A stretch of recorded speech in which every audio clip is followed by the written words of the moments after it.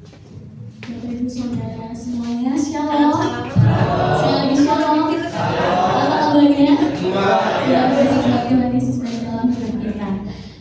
Pagi hari ini mari bersama kita memulai ibadah kita. Kita akan satukan hati kita untuk mengucapkan Tuhan. Buat apa sih? Dengan bangkit berdiri, kita akan bersama-sama berdoa. Sebab Kau besar perbuatanmu. Kasih aja tinggal di sini. Iya, nanti tinggal di sini. Terima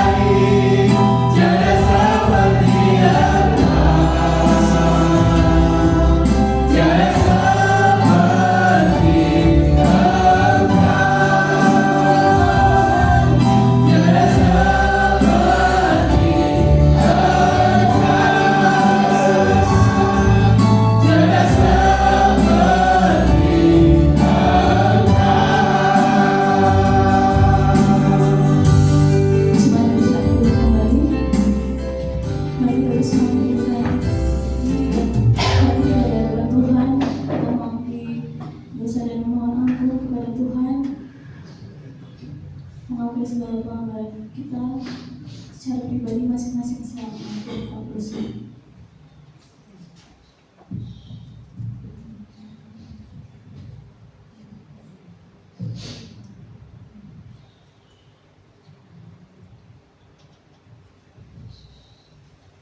Ya Tuhan, inilah kami dengan segala kelemahan kami. Kami akui kiranya Tuhan yang punya segala dosa dan kesalahan kami. Karena kami percaya Kau mau merengkuh kami dan mengampuni kami ya Tuhan. Tadi kami ibadah kami dari lahirnya, biar nama saja dibolehkan Tuhan dan terlibat di para pelayan yang pagi hari ini. Kita cuma mau Tuhan, terima kasih Tuhan. Kami naikkan doa dalam kasih Tuhan. Hanya dalam nama Tuhan Yesus Kristus, Juru Selamat kami sudah berdoa. Haleluya, amin. Bapak Ibu, bagaimana kabarnya hari ini? Luar biasa ya. Mari saya undang untuk berdiri kembali. Kita akan bersama-sama memuji menyembah nama Tuhan. Namun sebelumnya kita bersama akan mengucapkan firman Tuhan yang ada di dalam Mazmur 107 ayat 21. Mari kita baca bersama-sama.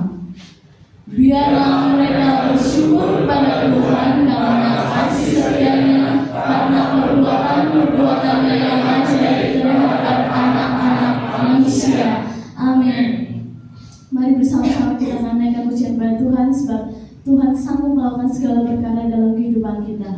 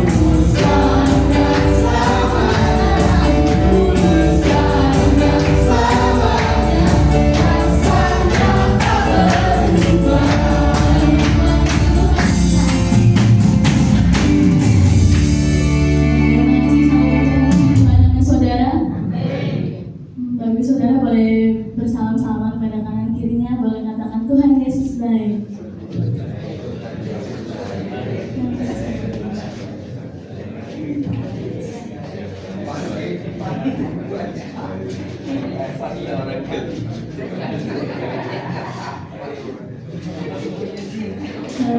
kita bersama-sama kita kembali kepada Tuhan yang mengatakan Yesus aku percaya. Aku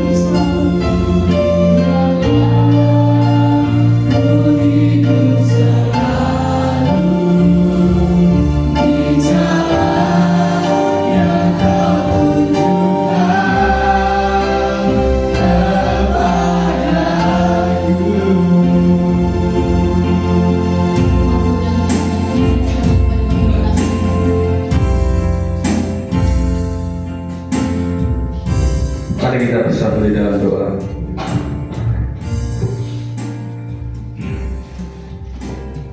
Bapa Surgawi, Bapa kami yang baik, pagi hari ini kami mengucap syukur padamu. Kami bersyukur oleh karena kebaikan-Mu, Engkau yang maha murah, anugerah-Mu begitu besar pada kami. Kami boleh ada hingga saat ini. Kami bersyukur ya Tuhan. Dan saat ini ya Tuhan, kami sudah memuji nama-Mu. Dan pagi hari ini kami rindu untuk ditaburi oleh kebenaran firman-Mu ya Tuhan. Urapi hamba-Mu yang penuh dengan keterbatasan ini, supaya apa yang disampaikan boleh dapat masuk ke dalam hati kami, setiap kami semua dan hamba-Mu juga, untuk dapat kami lakukan dalam hidup kami hari lepas hari. Dan juga berkati jemaat-Mu yang saat ini berada di dalam gedung gereja ini ya Tuhan. Terima kasih ya Tuhan, kami siap untuk membaca, merenungkan dan mendengarkan serta menerapkan firman Tuhan dalam hidup kami. Di dalam nama Tuhan Yesus kami berdoa dan mengucap syukur. Haleluya. Amin. Ya, shalom Bapak Ibu, saudara yang dikasihi Tuhan. Ya, bagaimana kabarnya hari ini? Luar biasa. Semua karena Tuhan kita yang luar biasa. Amin. Pada minggu pagi hari ini kita akan bersama-sama belajar akan kebenaran firman Tuhan. Dan kita bersyukur pagi hari ini ada saudara kita 2 orang dari Cilacap dan dari Jakarta. Silakan bisa bagi berdiri untuk supaya semua tahu kita berikan tepuk tangan. Ya, terima kasih. Silakan duduk. Ya. Kita bersyukur kita boleh bersama-sama berkumpul berhimpun di tempat ini dengan Mas siapa tadi ya? Mas Nanda dengan Mas Valen ya. Puji Tuhan. Mas-mas kita ini dari Politeknik Negeri Cilacap ya. Ya, kebetulan sedang ada acara di Uper, jadi menyempatkan diri untuk beribadah di tempat ini. Terpujilah Tuhan ya. Mari kita bersama-sama akan membaca firman Tuhan, dan kita akan membuka kitab dari Yohanes 2 ayat 1 sampai yang 11. Firman Tuhan yang sudah tidak asing di telinga kita, yaitu kisah tentang perkawinan di Kana ya. Yohanes 2 ayat 1 sampai yang 11. Kita akan membaca secara bergantian ya Bapak Ibu Saudara. Saya mau mulai dari ayat 1, nanti Bapak Ibu Saudara melanjutkan. Ya, Yohanes 2 ayat 1 sampai 11, 2, 3. Pada hari ketiga ada perkawinan di Kana yang di Galilea, dan ibu Yesus ada di situ. Yesus dan murid-muridnya diundang juga ke perkawinan itu. Ketika mereka kekurangan anggur, ibu Yesus berkata kepadanya, "Mereka kehabisan anggur." Kata Yesus kepadanya, "Maukah engkau daripadaku, Ibu, saat aku belum tiba?" Tetapi ibu Yesus berkata kepada pelayan-pelayan, "Apa yang dikatakan kepadamu, buatlah itu." Di situ ada 6 ayat yang disediakan untuk membasuh menurut adat orang Yahudi. Masing-masing isinya 2-3 buyung. Yesus berkata kepada pelayan-pelayan itu, "Isilah tempayan-tempayan itu penuh dengan air." Dan mereka pun mengisinya sampai penuh. Lalu kata Yesus kepada mereka, "Sekarang cekroplah dan bawalah kepada pemimpin pesta."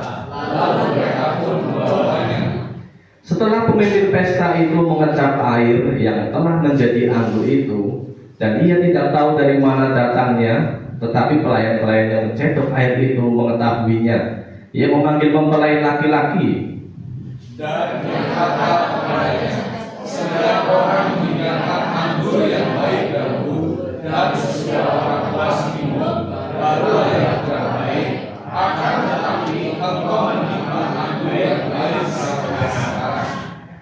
itu dibuat Yesus di Kana yang di Galilea sebagai yang pertama dari tanda-tandanya, dan dengan itu ia telah menyatakan kemuliaannya dan murid-muridnya percaya kepadanya. Amin.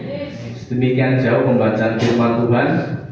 Kita yang disebut berbahagia adalah kita yang membaca firman Tuhan, merenungkan dan melakukan dalam hidup kita hari lepas hari. Terpujilah Kristus.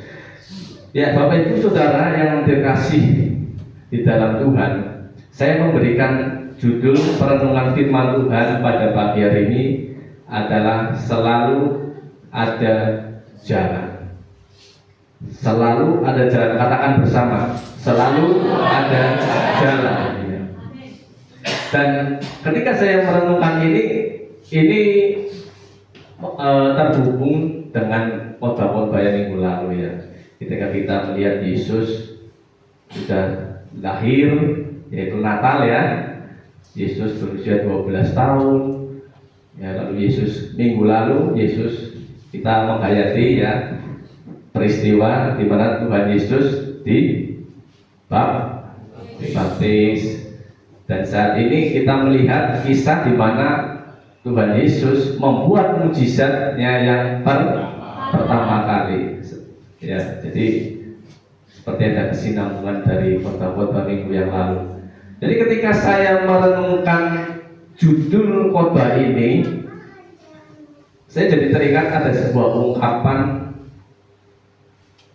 banyak jalan menuju ke Roma, selalu ada jalan menuju ke Roma. Dan bahkan dibuat lagu juga ya oleh Bang Haji Roma Irama. Lagunya gimana? Ada jalan, banyak jalan menuju ke Roma ya. Ya kurang hafal saya lagunya.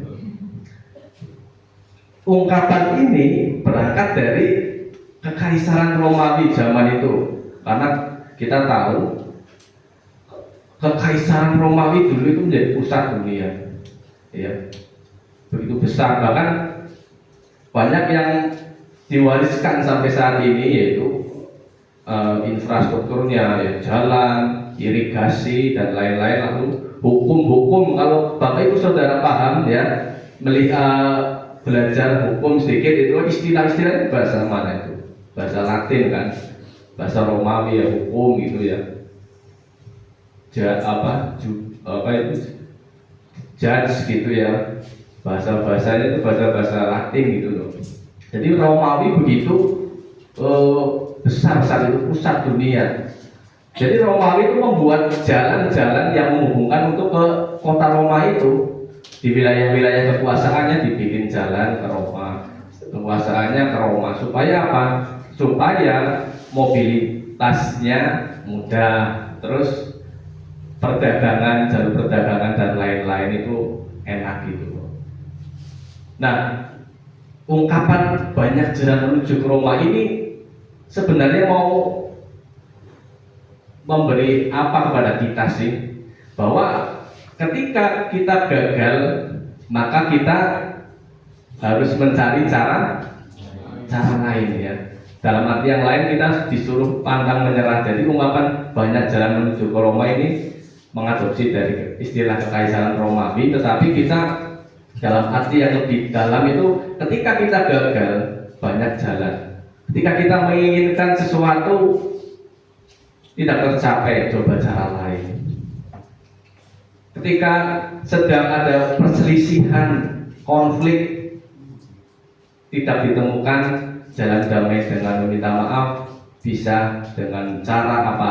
Mediasi, ada mediator yang menanganinya. Jadi istilahnya itu, kita gagal, tetapi kita harus mencari cara lain. Ini istilah banyak jalan menuju ke Roma itu ya.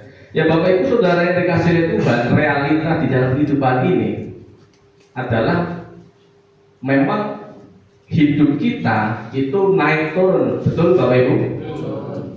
Bapak Ibu Saudara, kita merasakan hidup kita itu naik turun ya. Kadang di atas, kadang di bawah. Kadang suka, kadang duka. Kadang punya duit, kadang tidak punya duit. Ya itulah kehidupan ya. akan terus ada dinamika naik turun seperti itu. Dan mengapa saya mengambil judul ini, karena selalu ada jalan di judul perenungan kita. Karena memang ada orang yang tidak menemui jalan keluar gitu. Banyak di luar sana ya, orang yang ketika menemui masalah, tekanan ya, dia mengalami kebuntuan, dia tidak menemukan jalan, tidak segera menemukan jalan. Tetapi kita tidak akan menghakimi orang lain, karena setiap orang punya problemnya masing-masing ya, dan ketangguhan kekuatannya masing-masing. Kita tidak menghakimi, tapi kita bagaimana kita masing-masing pribadi punya, harus dituntut harus punya jalan ya, jalan untuk menyelesaikan masalah, tentu dengan pertolongan dari Tuhan Yesus ya. Amin. Nah, minggu pagi ini kita sudah memasuki minggu yang keberapa Bapak Ibu Saudara? Ketiga ya, tanggal 19. Sudah 19 hari kita menjalani hidup di tahun yang baru 2025. Kira-kira kalau ditanya bagaimana tahun 2025 ini, banyak tantangannya atau sukacitanya? Kalau ditanya kira-kira ya, sukacita Pak? Oh, tantangan ya. Tantangannya bermacam-macam ya. Iya. Baru 19 hari kita di tahun yang baru sudah banyak tantangan. Tapi ya itulah hidup. Akan terus ada tantangan ya.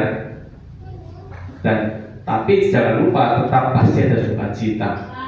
Hanya saja manusia terkadang mengingatnya yang susah itu ya. Yang susah terus yang keinget, yang suka kadang hilang gitu, walaupun banyak sukanya, karena fokusnya kepada yang susah-susah itu. Ya Bapak Ibu Saudara yang dikasihi oleh Tuhan, kita kembali ke dalam bacaan teks kita pagi hari ini, yaitu perkawinan di Kana ya.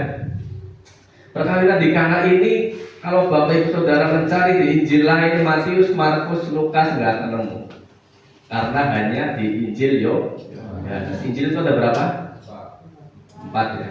Matius, Markus, Lukas, dan Yohanes. Kalau ada orang ngomong Injil dari Injil Imamat, Injil Keluaran, ya kita ketawain ya. Oh itu ada ayat di Injil Maleaki, kita ketawain ya. Kita perlu tahu Injil itu Matius, Markus, Lukas, Yohanes. Injil adalah kisah yang menceritakan Kristus ya. Injil ya Kristus itu sendiri yang diceritakan, yang dibukukan seperti itu. Hanya ada di Injil Yohanes ya. Dan menariknya Bapak Ibu Saudara, ketika saya membaca Injil ini, Yohanes 2 tentunya ya, itu kelihatan perbedaannya kerasa banget. Karena Injil Yohanes itu khas dengan apanya? Keilahian Kristus ya. Pada mulanya adalah firman. Firman itu bersama-sama dengan Allah dan seterusnya. Jadi penginjil Yohanes di sini menggambarkan Kristus yang begitu besar, agung ya, memiliki unsur keilahian ya. Dia setara dengan Allah karena Kristus adalah firman Allah itu sendiri. Firman menjadi manusia gitu.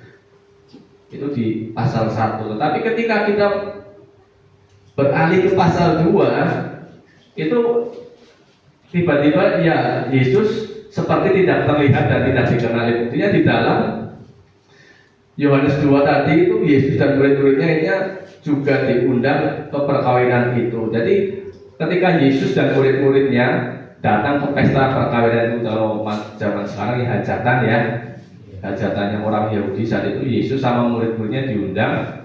Dan buktinya orang-orang saat itu ya tidak heboh ya, karena ya Yesus saat itu manusia biasa ya, walaupun dia Allah, tetapi orang-orang ya masih belum ngerti karena Yesus kan anak tukang kayu begitu ya.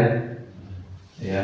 Jadi belum terlalu terlihat, belum terlalu dikenali, belum banyak membuat mukjizat karena baru akan membuat mukjizat ini ya.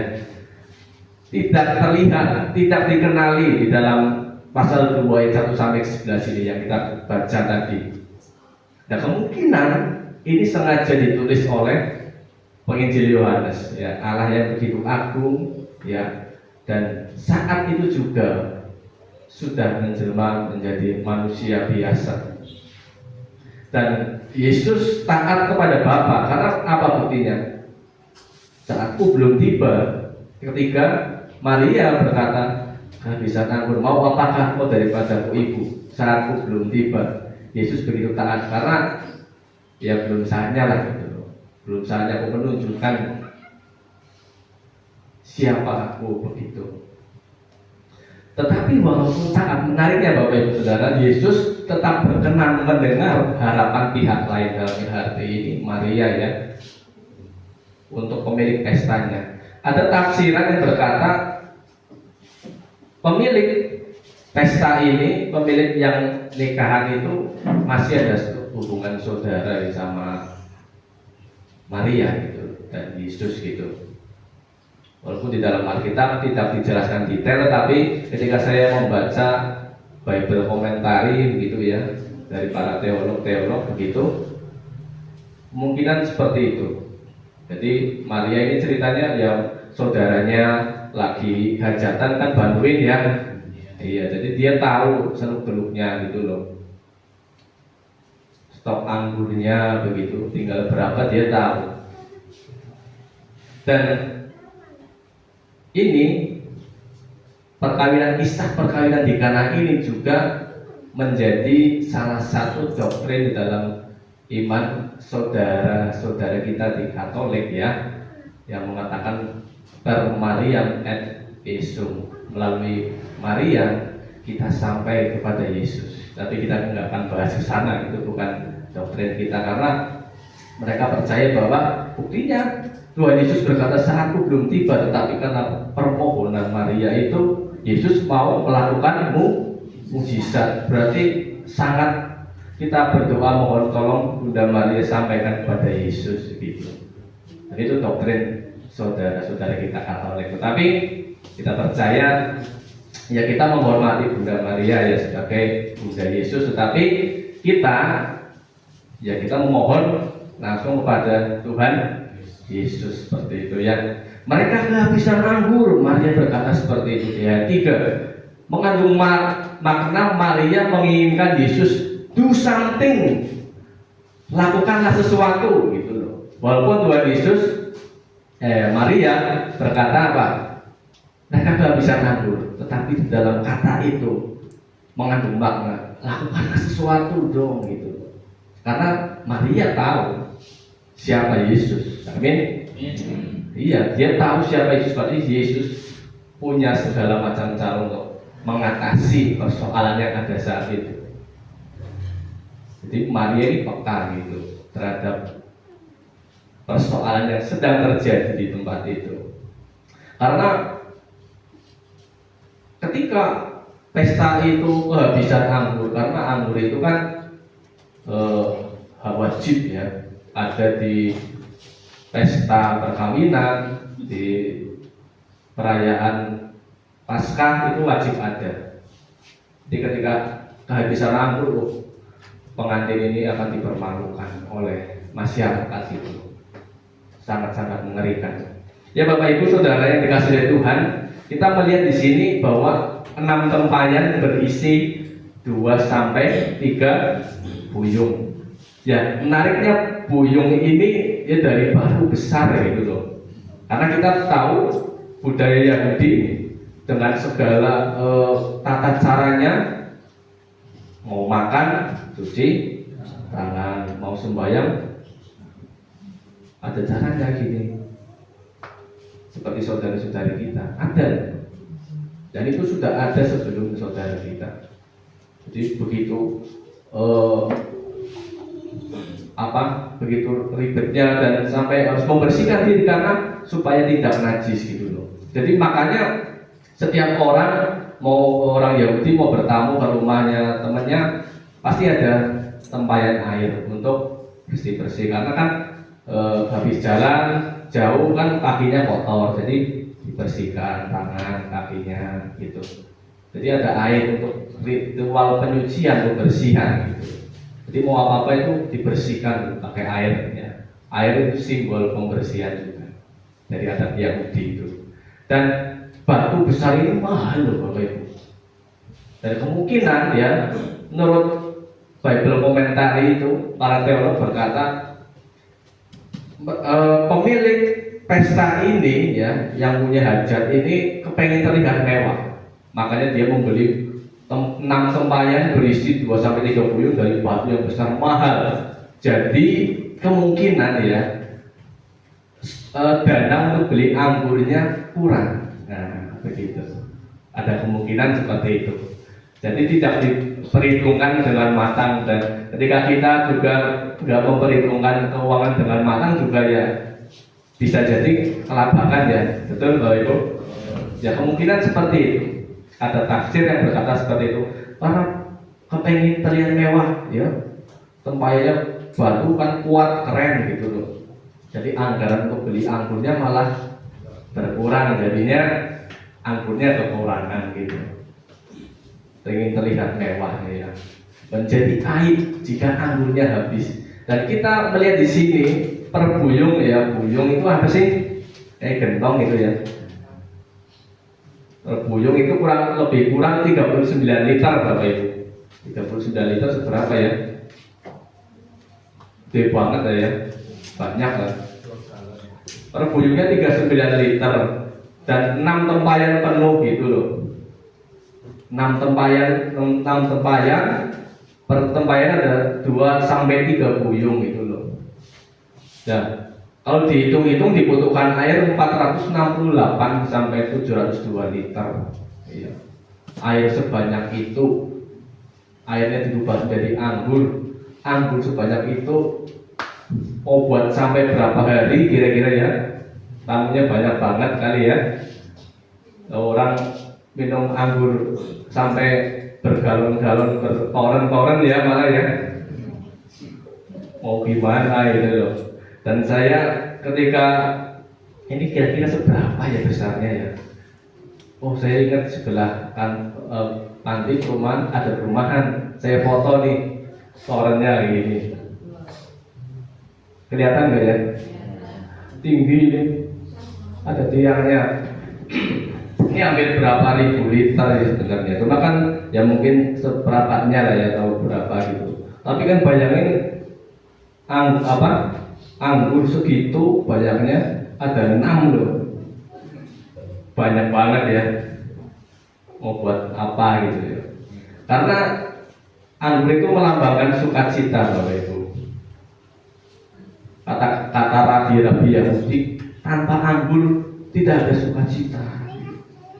Tanpa anggur nggak ada sukacita, nggak hangat gitu loh. Tetapi ketika kita melihat di sini ya, Yesus apakah mendukung mabuk anggur gitu? Kan banyak orang yang mengatakan, oh kalau gitu Yesus ini mendukung kemabukan ya. Yesus kan orang Yahudi, kita tahu ya. Secara manusia dia keturunan ya Yahudi, mendukung pemabukan nih gitu loh. Ini ada gambar lucu ya, seolah-olah Tuhan Yesus tadi minum anggur gitu. Ya anggur ini lazim di pernikahan ya, sekali lagi Bapak Ibu Saudara, lazim di pernikahan dan Paskah. Dan anggur ini itu fermentasinya tidak tinggi karena teknologi zaman dulu ya tidak semaju sekarang ya. Tentu mengandung alkohol, tetapi dicampur dengan air dulu Bapak Ibu, diencerkan dengan air. Jadi ya kalau minumnya banyak ya mabuk lah. Tapi kan minumnya dengan hikmat begitu. Tidak sengaja untuk mabuk-mabukan. Kan banyak ayatnya. Janganlah kamu mabuk gitu ya. Betul Bapak Ibu? Tuhan Yesus berkata janganlah kamu mabuk, hidup dalam kemewah, pesta poras dan sebagainya. Dan Rasul Paulus juga berkata dalam Efesus 5:18, dan janganlah kamu mabuk oleh anggur karena anggur menimbulkan hawa nafsu, Tetapi hendaklah kamu penuh dengan roh, jangan mabuk. Berarti kan minumnya hanya untuk secukupnya ya, meminum dengan kalau minumnya banyak berarti tidak berhikmat. Tapi Rasul Paulus juga berkata kepada Timotius, tambahkanlah sedikit anggur supaya pencernaan, karena saat itu Timotius pencernaannya sedang bermasalah gitu loh. Jadi apakah Yesus mendukung mabuk anggur? Ya tidak ya. Pahami dulu konteks budaya saat itu, anggur minuman wajib, minuman sukacita. Tapi diminumnya dengan hikmat. Jadi kalau saya merenungkan ini dan saya membaca Bible komentari dari para teolog juga berkata ya. Jadi apa sih makna mendalam dari peristiwa ini? Ketika masuk lebih dalam, kita akan melihat bahwa sebenarnya ini itu mengandung arti, mengandung makna transisi ritual lama kepada sukacita Kristus. Ritual lama di mana ketika orang dibersihkan, dibaptis ya, dipercik ya, diurapi gitu. Ritual lama, perjanjian lama memakai air, memakai air gitu loh. Itu kan ritual lama gitu loh. Tetapi sebenarnya arti mendalam itu ingin air dirubah menjadi anggur itu, Tuhan Yesus ingin menegaskan bahwa ritual lama saat ini yang penuh dengan kekakuan, ritual lama yang penuh dengan kerigidan ya, penuh dengan tata cara, kini aku ganti dengan sukacita. Sukacita di dalam Kristus karena beroleh penebusan di dalam Kristus. Jadi William Barclay, seorang teolog, berkata mukjizat air menjadi anggur adalah tanda pertama yang menyingkapkan sifat kasih karunia Yesus yang menggantikan ritual agama yang lama yang kaku dengan sukacita. Makanya ada lagu apa? Anggur baru tercurah ya, penuhi umatnya, nyata kuasanya. Ini anggur simbol sukacita. Maka transisi dari ritual perjanjian lama ya, yang mengharuskan ini, tetapi juga tidak dibatalkan begitu. Tetap Yesus melanjutkan, tetapi karena ada Yesus yang berkorban untuk keselamatan kita, maka itu menjadikan kita sukacita. Anggur baru melambangkan sukacita. The Daily Study Bible Series komentari Gospel John ya.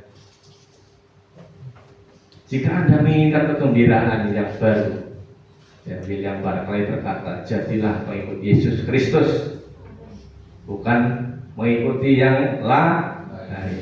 Dan akan ada perubahan dalam hidup Anda yang akan menjadi seperti air yang berubah menjadi anggur. Karena apa?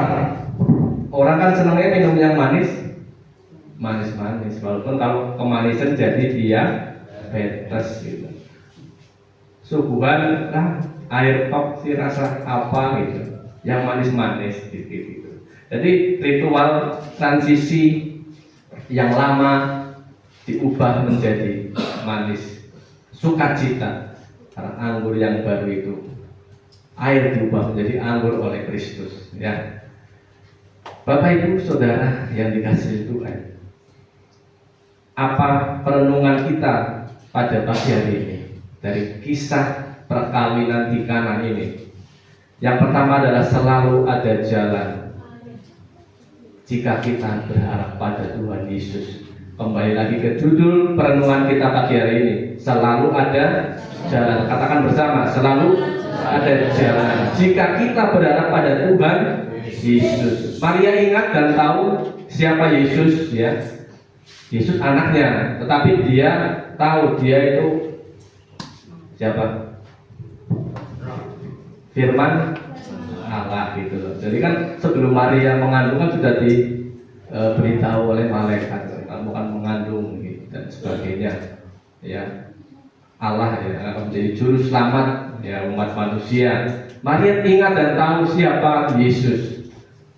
Jadi ada keyakinan Maria, maka ia berharap pada siapa lagi? Maka ia berharap kepada Yesus, karena berharap pada manusia nanti kalau nggak ingat Yesus, kamu beli anggurnya ke tempat lain, ya kalau ada anggaran, nanti malah ujung-ujungnya tamunya udah pada datang, anggurnya belum ada, ya.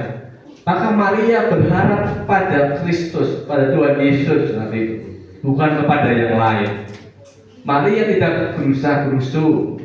Seringkali ketika kita ada masalah, kita kadang sudah panik duluan, ini gimana berusaha-berusuh, beres-beres nggak dipertimbangkan, akhirnya salah langkah, salah jalan, kita menyesal. Seringkali memang manusiawi ketika kita menghadapi persoalan masalah, kita tidak menemukan jalan keluar, ini bagaimana? Lupa ada Tuhan Yesus. Seringkali seperti itu manusia, tapi kita hari ini diajak ketika kita mengalami masalah, ingatlah Tuhan Yesus. Banyak orang-orang yang apatis kalau tidak percaya. Masa sih ya, lagi ada masalah ya diselesaikan ya, ada uang yang kerja lah ya. Ya betul ya, betul. Seolah-olah ya kalau ada permasalahan diselesaikan gitu. Nggak punya uang cari duit. Ya memang betul, tapi kita lupa mengandalkan Tuhan gitu. Bagaimana hikmat Tuhan itu kita pakai ya, kita dengarkan hikmat Tuhan. Dari mana? Ya dari firman Tuhan. Jadi ketika kita mengalami masalah, hati-hati. Kadang bisa berusaha-berusuh, bisa salah dan berujung pada penyesalan dan lain sebagainya, kerugian mungkin ya. Masalah boleh ada, sebut masalahmu, bawa di dalam doa. Amin. Bawa doa kepada Tuhan dengan keyakinan yang penuh, libatkan Dia, percayalah Dia mendengar. Ya sudah didoakan kok, sudah memohon berdoa, tetapi kok yang mana jawabannya ya? Kok nggak ada jawabannya ya? Seringkali seperti itu. Ya mungkin belum hari ini gitu loh. Amin. Iya loh, kadang kita menginginkan jawaban yang instan, cepat. Apalagi zaman sekarang itu cepat gitu loh. Kita pengen ini itu pakai HP bisa ya, instan. Zaman sekarang serba cepat, maka tanpa disadari kita juga akhirnya terbawa persepsi kita ingin segala sesuatu itu yang cepat, tidak ingin proses, pengennya langsung cepat, instan gitu. Sadarilah bahwa itu sebenarnya menipu gitu loh.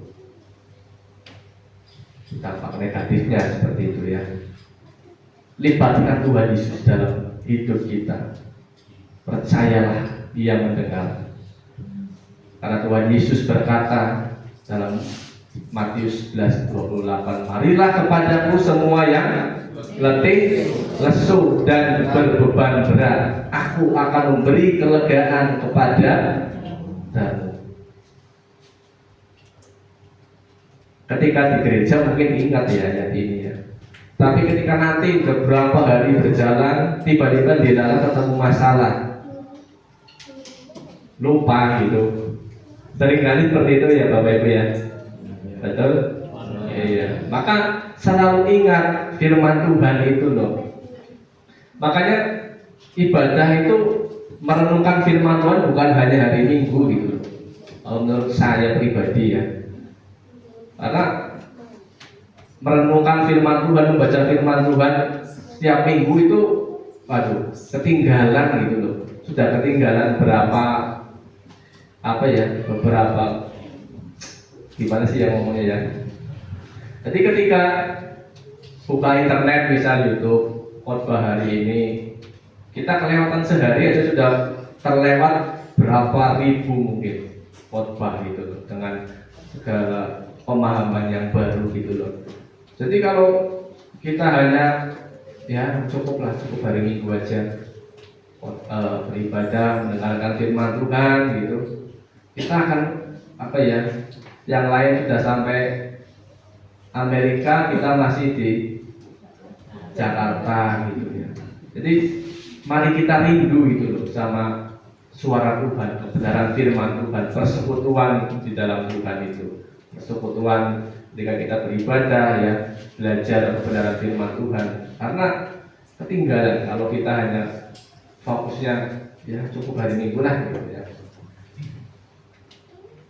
Mari kita selalu berharap pada Tuhan Yesus. Amin. Mujizatnya datang pada waktunya yang tepat ya. Seringkali kita mengharapkan mujizat sesuatu yang wah ya, tetapi mujizat itu datang pada waktu Tuhan, bukan waktu kita. Waktunya yang tepat ya kapan ya terserah Tuhan, kita nggak tahu gitu loh. Seringkali kita ingin segala sesuatu cepat, dan kita seringkali melupakan bahwa Tuhan itu sudah menolong walaupun kita tidak sadar gitu loh. Ketika aku menginginkan sesuatu ya, mungkin Tuhan tidak kasih, tetapi di lain kesempatan tiba-tiba kita loh, oh aku dapat rezeki ya, dari mana gitu. Kadang kita juga bingung. Nah itulah salah satu cara Tuhan gitu loh memberkati kita ya, mencukupkan kita. Walaupun Yesus berkata saatku belum tiba, tetapi tetap melakukan mujizat setelahnya. Ketika Yesus berkata saatku belum tiba itu gitu, tetapi tetap melakukan mujizat setelahnya. Dan kita melihat di sini bahwa kita diajak untuk jangan putus asa saat doa tidak langsung dijawab. Seringkali kita doa tidak dijawab, kita ngambek ya, kita mohon ampun ya. Kita diajar pada pagi hari ini bahwa jangan putus asa saat doa tidak langsung dijawab. Amin. Percayalah Tuhan sedang mempersiapkan yang terbaik ya, menurut waktu Tuhan. Waktu Tuhan bukan waktu kita. Kan ada pujiannya seperti itu ya. Percayalah, percaya saja sambil kita terus berusaha gitu. Yang kedua adalah ketaatan membuka jalan. Para pelayan mengikuti perintah Yesus yang aneh ya, tetapi membuahkan hasil yang di luar dugaan. Kumpulkan tempayan, isilah tempayan itu penuh dengan air. Ya pelayan mungkin yang mikir buat apa gitu loh. Oh butuhnya anggur kok malah air. Tapi mereka taat. Mereka suruh, mereka lakukan itu. Isi penuh dengan air. Ya manut aja. Dan ternyata membuahkan hasil yang di luar dugaan. Bahkan anggurnya itu, dan berkata kepada Yohanes 10, setiap orang menghidangkan anggur yang baik dahulu, yang anggur yang bagus dulu yang dikasihkan. Nanti orang-orang udah puas minum baru anggur yang kurang baik. Tetapi mereka kaget di sini. Setiap orang menghidangkan anggur yang baik dahulu, dan sudah orang puas minum barulah yang kurang baik. Akan tetapi engkau menyimpan anggur yang baik sampai sekarang gitu loh. Heran gitu loh. Kok kamu punya stok gini dari mana gitu? Mereka bingung gitu loh. Dan itu mujizat Yesus tadi. Taat mengisi tempayan dengan air penuh diubah menjadi anggur, menjadi sukacita. Seringkali cara Tuhan di luar dugaan kita. Tidak usah diomong lah. Kita pasti sering merasakan cara Tuhan itu begitu luar biasa, di luar dugaan kita. Ketika kita butuh ini sesuatu, tiba-tiba ting, ada orang dari mana mau beri seperti itu. Seringkali lah kita pasti pernah mengalami, walaupun kadang saya juga kadang lupa gitu. Tapi cara Tuhan di luar dugaan kita. Jadi taat pada firman Tuhan, perkataan Tuhan adalah langkah untuk melihat jalan yang Tuhan sediakan. Langkah pertamanya ya taat dulu. Amin. Lalu yang ketiga, kita diajak untuk peduli. Mari peduli juga dan peka untuk membuka jalan bagi orang lain. Ketika Maria peduli dan peka akan keberlangsungan pesta tersebut, dan Yesus tergerak menolong. Maria kan ya yang membantu di pesta itu, yang punya pesta saudaranya begitu. Tapi Maria peduli ya, sebegitu pedulinya. Dan kita juga diajak ketika kita mungkin menemui rekan kita, saudara kita yang sedang mengalami masalah, sedang mengalami jalan buntu, tidak menemukan jalan, mari kita menghibur mereka, kita membantu mereka sebisa kita, supaya mereka tidak kehilangan jalan, tidak kehilangan arah. Dan banyak orang yang mengalami kebuntuan berujung pada ya bisa bunuh diri dan sebagainya. Itu sangat disayangkan. Maka kita sebagai anak Tuhan, kita diajak untuk mari peduli dan peka untuk membuka jalan bagi orang lain. Amin. Kepedulian berawal dari kepekaan. Ya kita peka dulu, lalu kita mau peduli enggak? Kalau hanya peka tanpa bertindak, ya kurang. Peka, lalu kita turun peduli, mendekati, kamu kenapa? Ada yang bisa saya bantu? Seperti itu. Dan ini bisa menggugah orang sekitar kita menjadi peduli. Oh, si A itu sedang begini, ada masalah. Ayo kita bersama bantu mereka, bantu dia gitu. Jadi kepedulian berawal dari kepekaan dan ini bisa menggugah orang sekitar kita. Pedulilah kepada anggota keluarga, sesama keluarga, suami istri, anak, ya saling peduli, ditanya, kamu kenapa, kamu butuh apa, gitu. Sudah dilakukan Bapak Ibu? Ya. Sudah ya, puji Tuhan. Antar suami, kamu kenapa, Ma? Istri, kamu kenapa, Pak? Kamu kenapa, Nak? Anaknya tanya kepada orang tuanya sedang kenapa, sakit atau butuh apa. Itu bentuk perhatian kita, peduli kepada anggota keluarga, saudara kita juga, teman seiman, saudara seiman, ya, teman juga. Kita diajak untuk peduli. Di dalam Galatia 6 ayat 2, bertolong-tolonganlah menanggung bebanmu, demikianlah kamu memenuhi hukum Kristus. Ya, jadi percayalah bersama, Kristus selalu ada jalan menurut waktu dan caranya. Tetap teguh di dalam Dia. Tuhan memberkati kita. Mari kita tunduk kepala, kita berdoa. Tuhan Yesus, kami bersyukur oleh karena perenungan firman-Mu pagi hari ini. Kami diajar, kami diingatkan bahwa selalu ada jalan di dalam. Kami percaya di dalam Tuhan ada mujizat, ada berbagai macam cara Tuhan, begitu banyak macam cara Tuhan untuk menuntun kita keluar dari jalan buntu. Kami percaya Kau selalu bersama dengan kami ya Tuhan.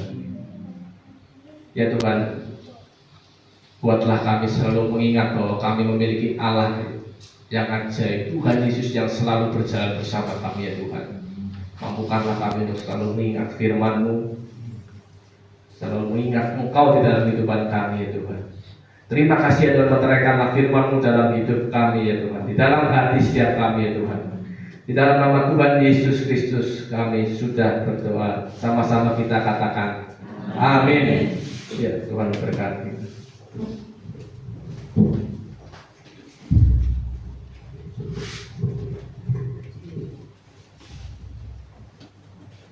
Jemaat diundang untuk maju berdiri.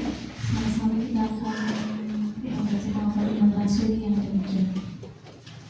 Aku percaya kepada Allah, Bapa yang Maha Kuasa, Hari langit dan bumi, dan kepada Yesus Kristus Anaknya yang tunggal Tuhan kita, yang dikandung daripada Roh Kudus, lahir dari anak darah Maria, yang menderita sengsara di bawah pemerintahan Pontius Pilatus, disalibkan, mati dan dikuburkan, turun ke dalam kerajaan maut, pada hari yang ketiga bangkit pula dari antara orang mati, naik ke surga, duduk sebelah kanan Allah, Bapa yang Maha Kuasa, dan akan datang dari sana untuk menghakimi orang yang hidup dan yang mati. Aku percaya kepada Roh Kudus, gereja yang kudus dan am, persekutuan orang kudus, pengampunan dosa, kebangkitan daging, dan hidup yang kekal. Amin. Semakin jelas di sana itu.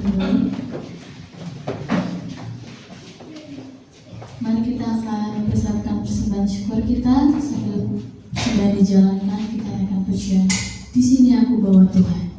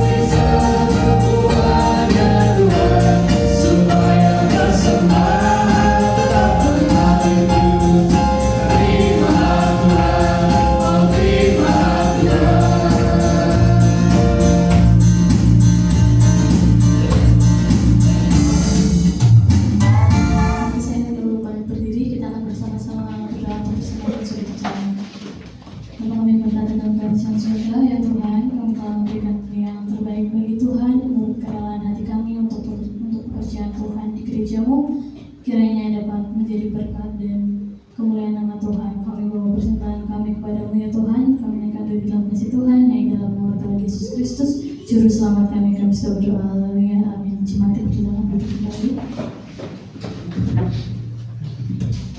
Untuk selanjutnya saya akan membacakan warta untuk sepekan. Untuk ibadah persekutuan tengah minggu Selasa 21 Januari 2025 pukul 18.40 jam 6 sore bertempat di gereja. Mari bersama kita beribadah.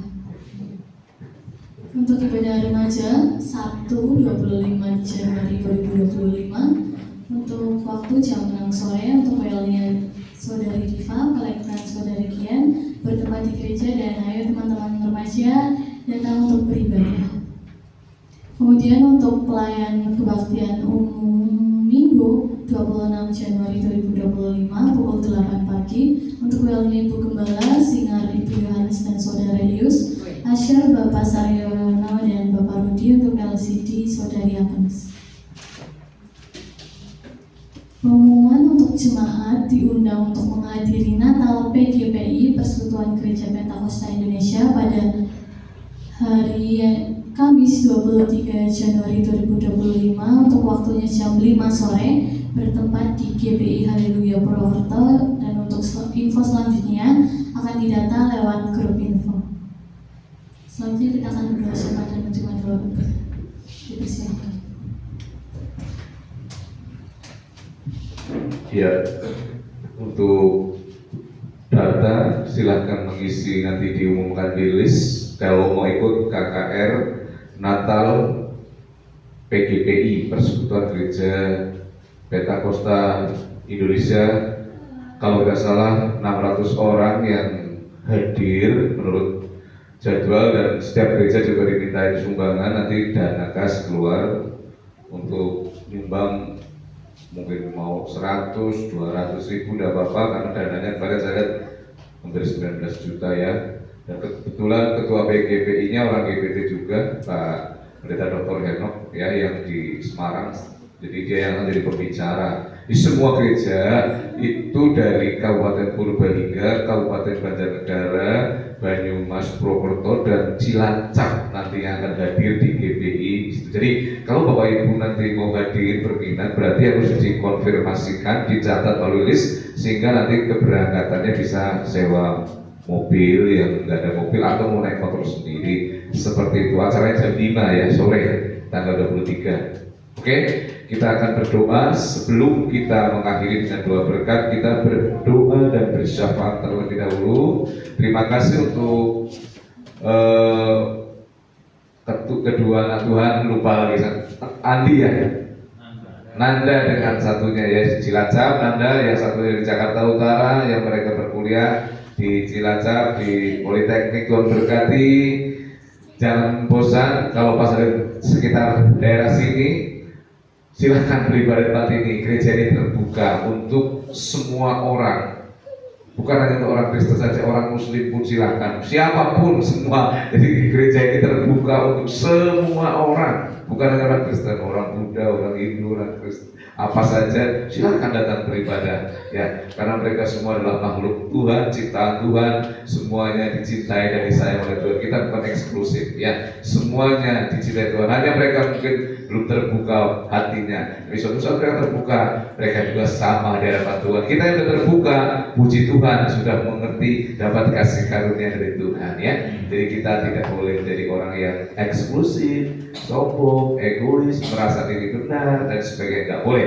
Kita harus tetap bahwa semua sama di hadapan Tuhan, hanya kita lebih dahulu mengenal Kristus gitu. Amin. Yang lain biarlah oleh hidup kita mereka mengenal Kristus. Mari kita berdoa. Bapa kami yang di surga, di dalam nama Tuhan Yesus Kristus, pagi hari ini kami berdoa, kami bersyafaat ya Tuhan. Sebelum kami masuk di dalam doa berkat, kami mendengar musibah kebakaran yang besar terjadi di Los Angeles Tuhan, di Amerika sana sepekan yang lalu. Tuhan, di sana terjadi kebakaran yang besar, yang hebat, banyak korban baik jiwa maupun materi. Tuhan tolong mereka, selamatkanlah penduduk di sana. Dan kami juga berdoa memohon kiranya Tuhan biar kebakaran itu berhenti, dan biar juga pemerintah cepat mengatasi sehingga kebakaran tidak makin meluas, korban tidak banyak, dan yang sudah mereka menjadi korban, Tuhan terus menolong mereka, memberi ketabahan, memberikan kekuatan. Ya, walaupun kami jauh dari sini tidak bisa memberikan mungkin materi, tapi kami bisa memberikan doa dari sini agar mereka, keluarga-keluarga yang mengalami musibah, keluarga-keluarga yang kehilangan sanak saudara, kehilangan tempat tinggal, kehilangan bisnis, kehilangan pekerjaan mereka, tolonglah, kuatkan dan teguhkanlah iman mereka, dan Tuhan berikan jalan keluar yang terbaik. Tuhan, kami juga pagi ini berdoa, kami memberkati pemerintahan kami, yaitu Indonesia yang tercinta. Kami berdoa untuk negeri kami, negara kami Indonesia yang tercinta ini, supaya pemerintahan kami dari tingkat pusat sampai tingkat daerah, ya, dari presiden, wakil presiden, para menteri, para gubernur, wali kota, para bupati, para camat sampai lurah, RT RW, Tuhan berikanlah kepada para pemimpin kami hikmat, kebijaksanaan, kearifan, kemampuan memimpin bangsa yang besar ini, agar Indonesia menjadi negara yang adil, makmur, sejahtera, aman, tidak ada musibah, dan menjadi negara yang menuju kepada negara yang betul-betul diberkati oleh Tuhan dan diselamatkan oleh Tuhan. Terima kasih Tuhan berkati, dan juga Tuhan melindungi kota kami Purbalingga. Diberkatilah kota kami Purbalingga, Bupati dengan Forkompindanya, supaya Purbalingga aman, adil, makmur, sejahtera.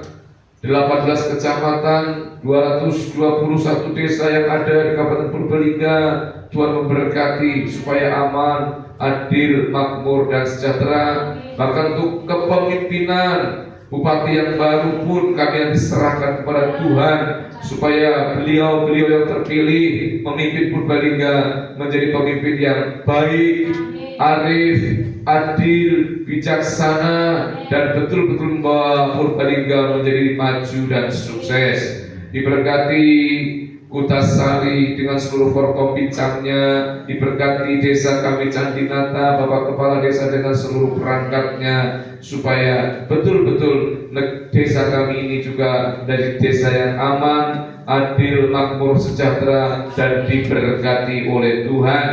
Bahkan kami serahkan Tuhan untuk sinode kami Gereja Betel Tabernakel seluruh Indonesia. Tuhan memberkati agar sinode GBT seluruh Indonesia makin maju, makin diberkati oleh Tuhan, sehingga di seluruh Indonesia, bahkan ada beberapa yang sudah ada di luar negeri, Tuhan memberkati sehingga GBT semakin maju.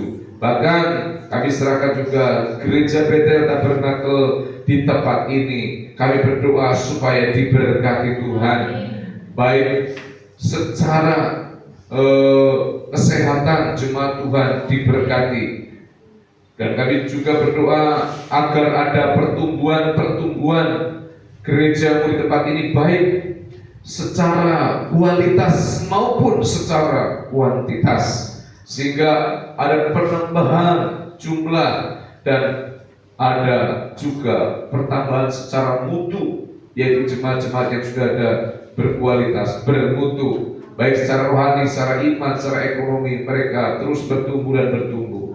Oleh sebab itu, biarlah doa kami serahkan seluruh pergumulan rumah tangga jemaat di tempat ini, agar jemaat di tempat ini selalu dalam kondisi harmonis, bahagia, sejahtera, dan selalu diberkati oleh Tuhan dengan berkat-berkat yang melimpah.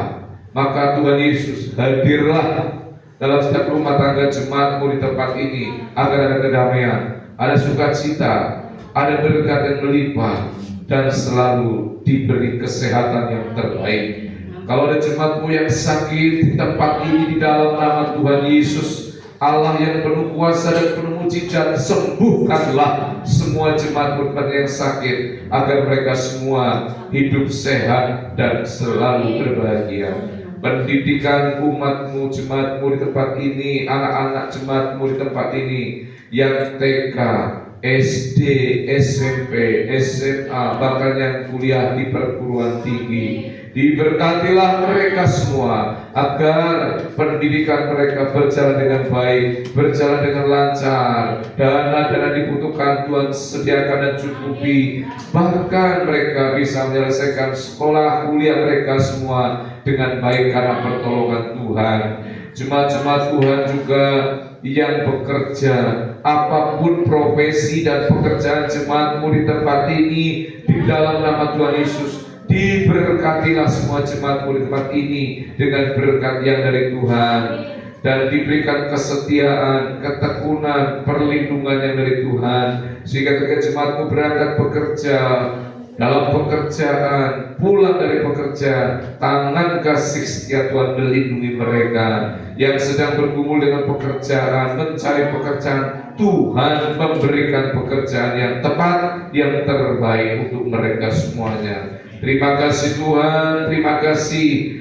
Ajar kami juga Tuhan untuk selalu mengingat Engkau di dalam setiap langkah kehidupan kami, karena kami percaya selalu akan ada jalan jika kami berjalan dengan Engkau Tuhan. Selalu ada pertolongan, selalu ada jalan Tuhan, seperti firman-Mu yang sudah dibentangkan beberapa saat yang lalu oleh hamba-Mu, sehingga kami mengerti dan melakukan apa yang menjadi kehendak-Mu. Firman-Mu sudah kami dengar, selalu ada jalan, dan kami mau taat, dan kami mau peduli, peka kepada orang-orang di sekitar kami, baik dalam keluarga, dalam berjemaat, dalam bertetangga, dan di dalam bermasyarakat, ya Tuhan.